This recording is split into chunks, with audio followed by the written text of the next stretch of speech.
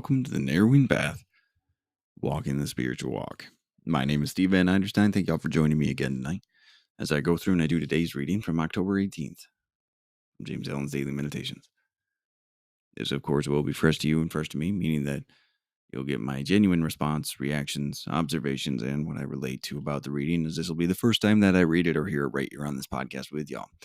And I hope today's is a follow-up from yesterday's, because it was really fantastic about opinions, right? Just getting rid of our opinions. I think it was in reference to that second gateway of surrender we have to go through, which was the surrender of our opinion.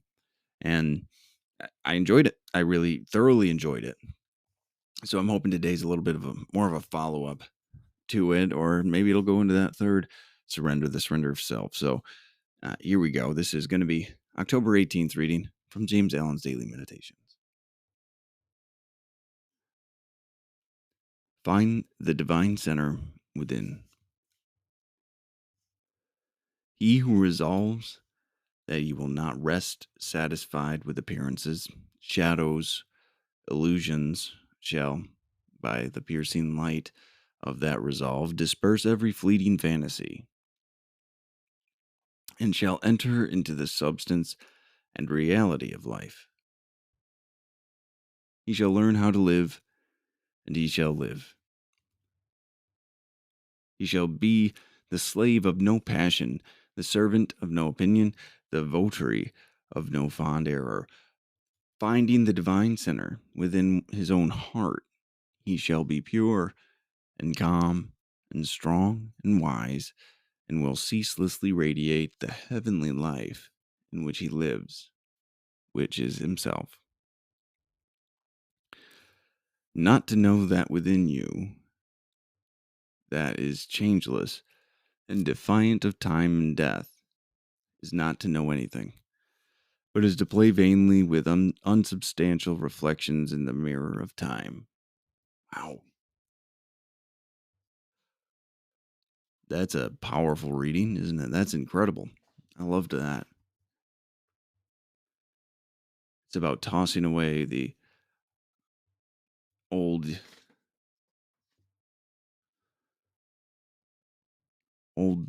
desires of our ego, tossing away the old things that we valued and thought gave us value, and actually pursuing that life and that spiritual way of living that really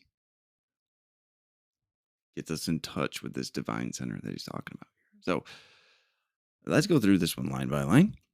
Find the divine center within. That's the entire first part of this. Like there's the intro bit, there's the exit bit, and then there's the center body of it, which is usually the real meat here, right? So the first part of this usually is there's usually a couple lines in the first part, but this is only the 5 words. Find the divine center within.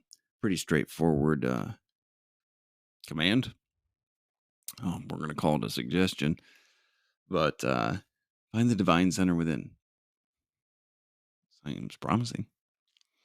He who resolves that you will not rest satisfied with appearances, shadows, illusions shall, by the piercing light of that resolve, disperse every fleeting fantasy and enter into the substance and reality of life. Now, he spells fantasy with a PH here.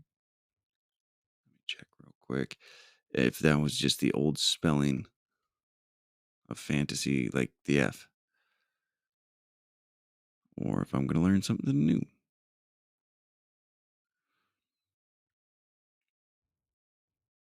Okay, so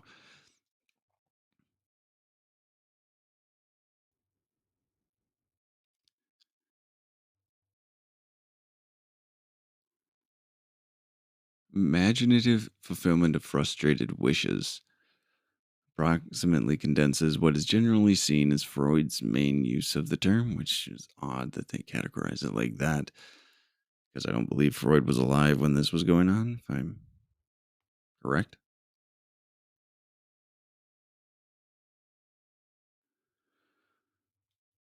So a variant, it also says it's a variant spelling of fantasy with an F, restricted to archaic uses or in modern use to the fields of psychology or psychiatry. So, all right, so the modern term that would relate most to this is fantasy with an F, but the PH spelling has been used in psychotherapy, psychology, psychiatry, all of these things. Okay, so that's why it was talking about that. Okay. Um, so yeah, so he resolves that he will not rest satisfied with appearances, shadows, illusions. He who resolves that he will not rest satisfied with appearance, shadows, and illusions.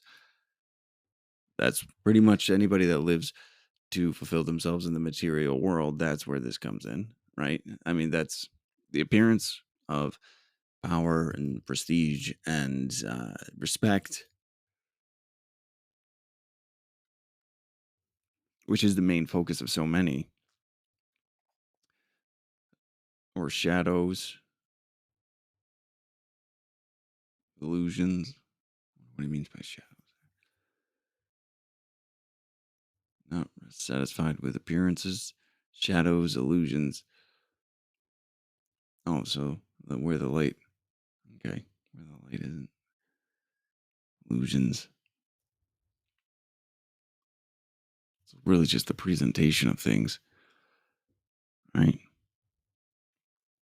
Just a false image. What we're talking about here. Appearances, shadows, and illusions. Because a shadow isn't the actual thing. It's the um outline. It's not a shadow is the absence of somebody or something, right? Which is it's the absence of light. It's being blocked. So these are all just false appearances. Appearances, shadows, illusions, right? So things that are fleeting that don't aren't actually grounded in the reality of the situation. So that makes sense. Okay. Appearances, shadows, illusions shall, by the piercing light of that resolve. So if the resolve to not be satisfied with those appearances, shadows, and illusions, by the piercing light of that resolve. So the um, direction it's going to take us, the things that it will unearth, the inevitable understandings and findings that will come from that will disperse every fleeting fantasy and shall enter into the substance and reality of life. So all of this other stuff is fantasy. All of this other stuff is illusion. It's not real. Shall enter into the substance and reality of life. So when you finally look past all of this stuff, when you finally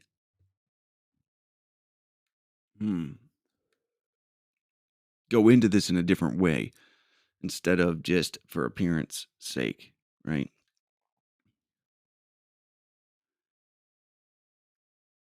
You enter into the actual substance and reality of life.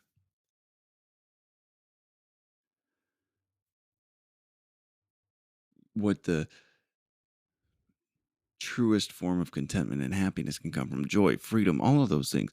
That's what we get from dispersing these illusions, from dispersing these fantasies, from coming back into reality and looking at the actual things that are important to us, to living a good life.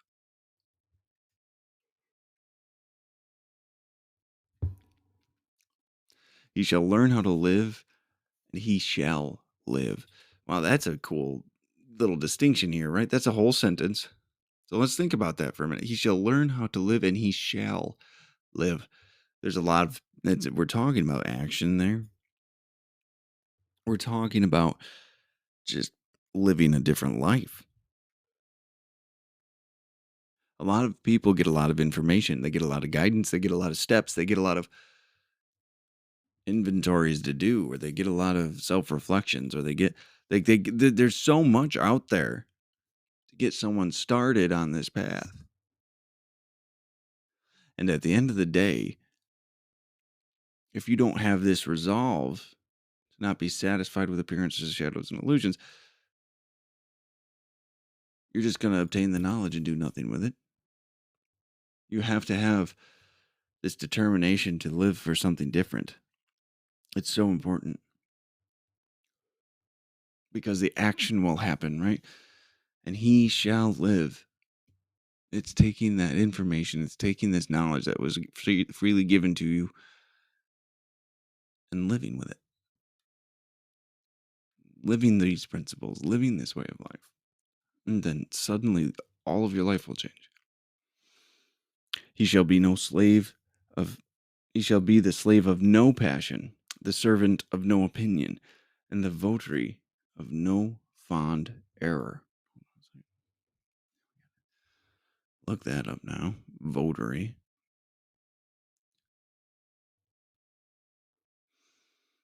Votery.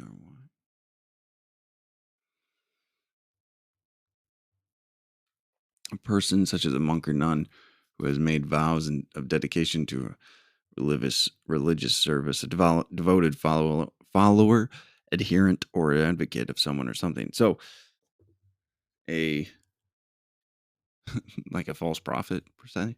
So, slave of no passion. So, no emotional passion, no anger, no lust, no um, gluttony, greed. We're a slave to none of this.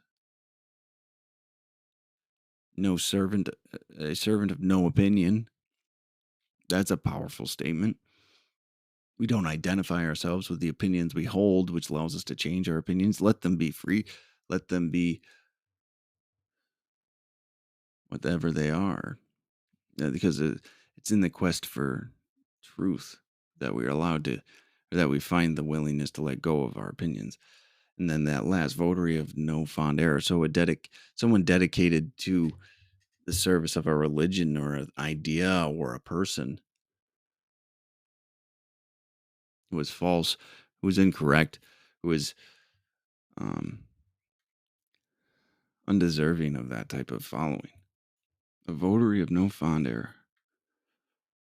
Could be popular area too. It could be, I mean, you could be directly referring to religion in that, actually. Fond error, one that makes us feel good. We have people look at fondly or positively. Could be the implication there.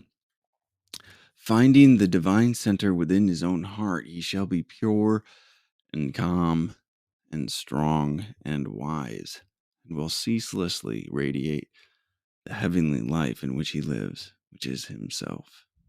That divine center.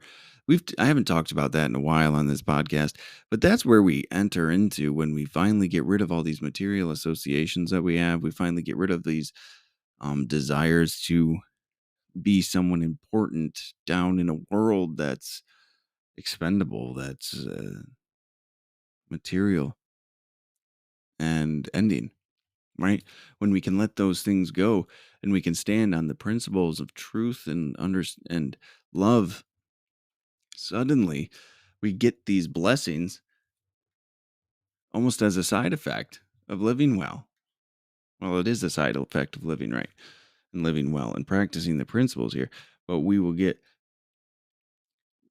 he says here, finding the divine center in his own heart, he shall be pure and calm and strong and wise.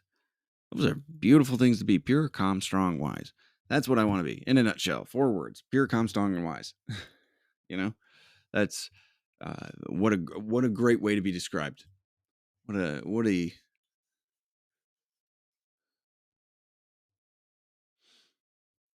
a blessing it would be to embody those qualities by simply just finding that divine center. And will ceaselessly radiate the heavenly life in which he lives, which is himself. That radiation of that heavenly life, radiation of these traits, that pure, calm, strong, wise, that's who we actually are. That's what we are. Radiate that. Hold on.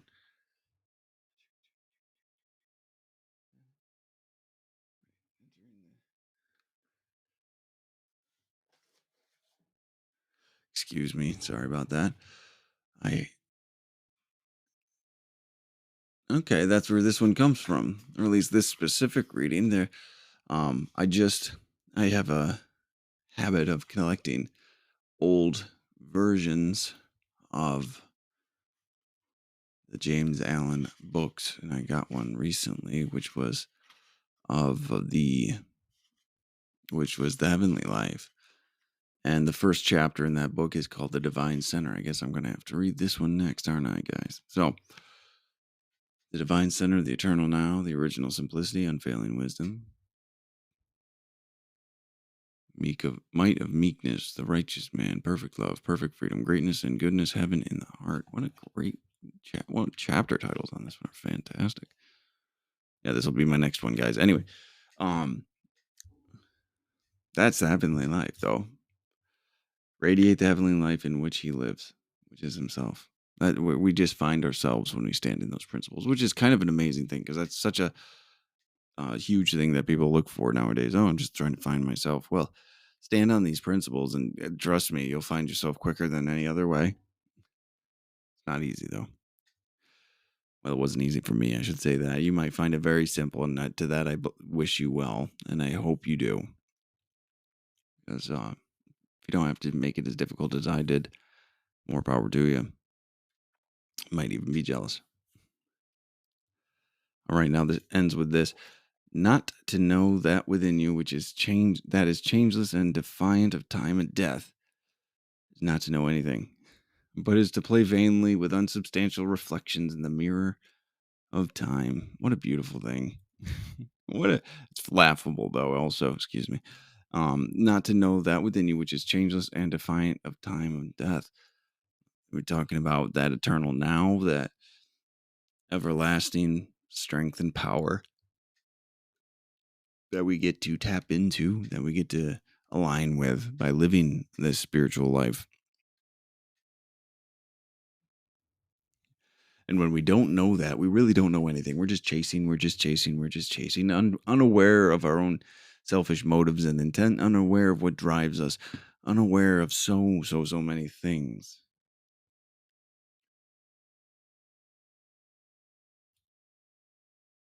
Unsubstantial reflections in the mirror of time. Just bringing anything we can there just to make sure we seem important, we seem good. When in reality, if you just act on these spiritual ways of living, act on these spiritual principles, suddenly life works out. It's amazing. So, all right. Well, there we go. That's today's reading. Thank y'all for joining me again. It's just an incredible reading. I hope we continue on with these. This has been a really powerful month. So, anybody that's just freshly joining me, I would suggest going through and listening to all of October. It's been a roller coaster, a lot of good information. Love it. Absolutely love it. So, I appreciate everyone that's been new jumping on and listening as well. I hope you find it encouraging. And I'll be back again tomorrow. So, until next time, thanks.